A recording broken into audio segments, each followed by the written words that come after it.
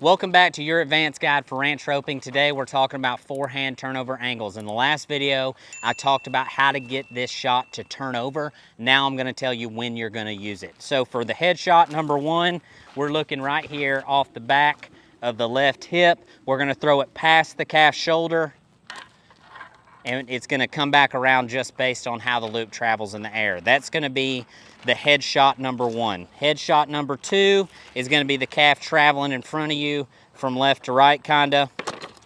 And what we wanna do with this one is we're gonna be kinda off of this calf's right hip, and we're gonna wanna lead the calf with this. You need to give your rope some time to turn over. So we're gonna throw it way out in front of them and give it enough time to turn over so it actually catches the calf. It's very easy for a calf to run through that loop, so be really fast on your slack.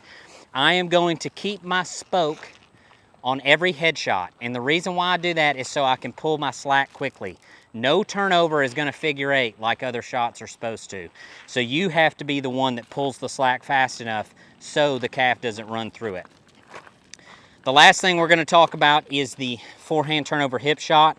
This is probably my favorite heel shot in the game because you can throw it from in front of the drive line. So I like to be right in front of the calf's nose or a little bit past the head of the calf, up the header's rope.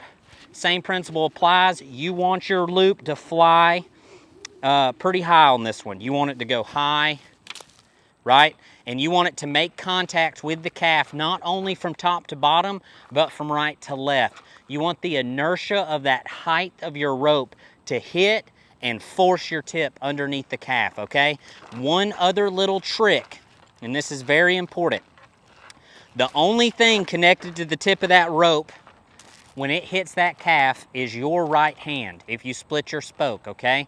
So right before you're gonna wanna throw it, let it turn over, and right before it hits the calf, you want to drop your spoke. And what that's going to do is let the tip of your loop blow all the way through and set a really deep trap. So we're going to throw it high, let it turn over, drop it, and it's going to force the tip through.